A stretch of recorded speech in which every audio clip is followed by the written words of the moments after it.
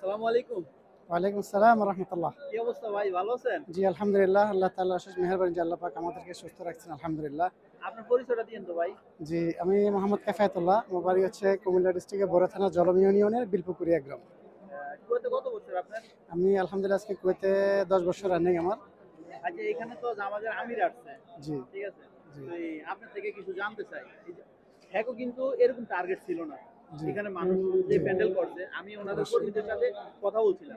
তো কর্মীরা বলছে আর কি, আমাদের এরকম টার্গেট ছিল না, মানুষ জি এতগুলো হবে, জি এত যে অবশ্যই। ভালোবাসবে। তো আপনি জি এই বিষয়ে একটু জানতে চাই আপনার থেকে। আলহামদুলিল্লাহ ওয়া কাফা সালামুন আলা ইবাদিল্লাযিনা ইসতাফা আম্মা বাদ। আলহামদুলিল্লাহ আজকের যে ইফরিতে যে স্বাভাবিক সম্মেলনের যে আয়োজন করা হয়েছে, আসলে এই মানুষের এত ভালোবাসা, অগ্ন ভালোবাসা, এটা আমরা কখনো আমরা জানি অবশ্যই, কিন্তু সাধারণ মানুষদের মধ্যে এত ভালোবাসা রয়েছে এটা আমরা অনুমান করতে পারি না। সেই পরিসরে আজকে ছোট্ট একটা আয়োজন করার কথা ছিল, সেই প্রেক্ষাপটে আজকের যে জনসমাগম দেখা গেছে সেটাতে আমরা অবভিয়াসলি মনে করতে পারি আলহামদুলিল্লাহ এখানে কয়েক হাজার লোকের সমাগম হয়েছে। আসলে বর্তমান প্রেক্ষাপটে এই কুয়েতের এই পরিবেশে এত লোক সমাগত হবে এরকম কারো ধারণা ছিল না। আলহামদুলিল্লাহ হয়তো আমাদের স্বেচ্ছাসেবী দায়িত্বশীল যারা আছেন আগামী দিন এই জাতীয় প্রোগ্রামের জন্য আশা করি ইনশাআল্লাহ আমাদের বড় পরিসরে আয়োজন করার একটা ব্যবস্থা তারা করবেন ইনশাআল্লাহ। আর আপনাদের এখানে যে আছে, এখানে এই যে শেখের বক্তব্য আপনি শুনলেন মন দিয়ে, আমি তো শুনতে পারলাম না, কারণ অনেক মানুষ ভিড়। আমি চাইতেছি ইন্টারভিউ নেওয়ার জন্য আর কি। তো এখানে মানে মেন মন্তব্য যে কথাগুলা কি বলছে একটু বলেন আপনার থেকে শুনে। জি আলহামদুলিল্লাহ, আমরা আসলে দায়িত্বশীল থেকে আমরা যতটুকু সময় সুযোগ সামনে থেকে দেওয়া দরকার ছিল ওই সময়টা আমরা দিতে পারি নাই। তো আলহামদুলিল্লাহ আমাদের এই যে শায়েকে যে মুক্ত জড়ানো কথাগুলা, সম্পূর্ণ কথাগুলো আমাদের হৃদয়ের গাঁথানো কথা, যে আমরা দেশের জন্য কাজ করব এবং দেশের মানুষের জন্য কাজ করব, আগামী প্রজন্মকে কীভাবে সামনে আগামীর দিকে উদ্দীবিত করা যায় সেই চিন্তাভিকি থেকে শায়েক আমাদেরকে যে পরামর্শগুলো দিয়েছেন, ইনশাআল্লাহ আমরা আশা করি একে একে আমরা প্রত্যেকটি কথা আপনাদের কানে বোঝানোর চেষ্টা করবো ইনশাআল্লাহ। বর্তমান সময়ে যে মিডিয়ার যুগ, আমরা ইনশাআল্লাহ অবভিয়াসলি অল্প সময়ের মধ্যে আমরা এই বিভিন্ন লিঙ্কের মাধ্যমে, ইউটিউবের মাধ্যমে, বিভিন্ন ফেসবুক পেজের মাধ্যমে অবভিয়াসলি সবার কাছে চলে যাবে ইনশাআল্লাহ। হয়তো আমরা আজকে সাধারণ মানুষের এই খেদমতের দৃষ্টিকোণ থেকে আমরা এই পরিসরে আপনাদের এই খেদমত করার কারণে আমরা হয়তো আপনাদের স্বাভাবিকই আমরা এই কথাগুলো আপনাদেরকে জানাতে পারছি না। তো আমাদের অ্যাভেলেবেল মিডিয়া রয়েছে, এই মিডিয়ার মাধ্যমে ইনশাআল্লাহ প্রত্যেকটি কথা আপনাদের কানে পৌঁছে যাবে ইনশাআল্লাহ। আর এখানে আরো অনেক গুরুত্বপূর্ণ কথা বলছেন, তার থেকে কিছু কিছু আপনি বলেন জি যেগুলো মনে করেন কাজ করবে ভবিষ্যতে, ক্ষমতা জি আসলে। ইনশাআল্লাহ আমরা আসলে এই জাতীয় চিন্তা বিকেট থেকে আমাদের শায়েখ যে পরামর্শগুলো একে করে দিয়েছেন, আমরা একটা কথাই আমাদেরকে বারবার বলেছেন, আমরা প্রবাস থেকেও যে আমরা এই আমাদের দেশের জন্য যে আমরা কাজ করতে পারি, এই আঙ্গিকে শায়েখ আমাদেরকে অনেক পরামর্শ দিয়েছেন। ইনশাআল্লাহ যাতে এখান থেকে আমরা দেশের জন্য কাজ করব, দেশের আমাদের ছেলে ভবিষ্যৎ প্রজন্মের জন্য কাজ করব, এতে করে আমাদের সমাজ পরিবর্তন হবে, এই দেশও পরিবর্তন হয়ে যাবে ইনশাআল্লাহ। এই বিষয়ের উপরে শায়েখ আমাদেরকে অনেক গুরুত্বপূর্ণ এই জাতীয় পরামর্শ আমাদেরকে দিয়েছেন। আচ্ছা, সে একটা কুয়েতে আসছে, মানুষ দিয়ে তো ভালোবাসা, আরেকটু বলতে চাই আর কি, আরেকটু জি জানতে জি চাই আপনার জি থেকে। মানে মানুষ কিসের জন্য এত ভালোবাসতেছে নতুন করে, কিন্তু জি আমাদের জন্য আগে এত ভালোবাসা ছিল না মানুষ।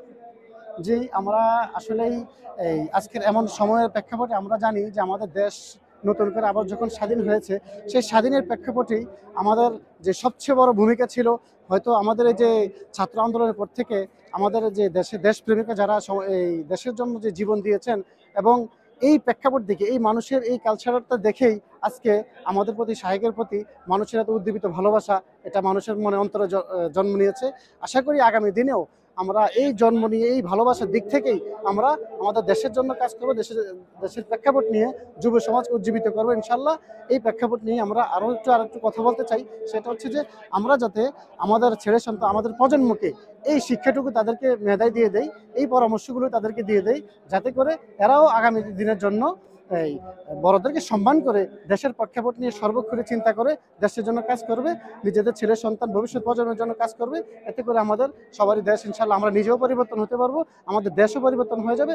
এবং এই সংগঠনের কাছ থেকে শায়েক একটিবার যে কথাগুলো বারবার করে বলছেন যে এই আমরা আমাদেরকে ভালোবাসার দায় আমরা দিতে পারবো না, তবে সেটা একমাত্র তাদের এই ইসলামী আন্দোলন করার কারণে, এই প্রেক্ষাপটেই আজকে আমরা যে কাজ করে যাচ্ছি, এই কাজের কারণেই আজকে নির্যাতিত জায়গা থেকে এই কাজের কারণে আজকে আমাদেরকে মানুষ জনসমাগম আমাদের ভালোবাসা জনসমাগমের মাধ্যমে আমাদেরকে উপস্থাপন করাচ্ছে। ইনশাল্লাহ আগামী দিনেও তারা আমাদেরকে এভাবে ভালোবেসে যাবেন ইনশাল্লাহ। আশা করি এই ভালোবাসার দিক থেকে আমরা আমাদের সকল প্রেক্ষাপটে আমরা কাজ করে যাব, এতে করে আমাদের সকল সেক্টর থেকে আমাদের দেশ উন্নতি হয়ে যাবে ইনশাআল্লাহ।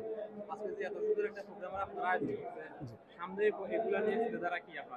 এটা আসলে আমরা যেহেতু বাহিরের পরিবেশে আছি, সেটা আসলে আমরা ওরকম এক্স্যাক্টলি কোনো কিছু বলতে পারছি না।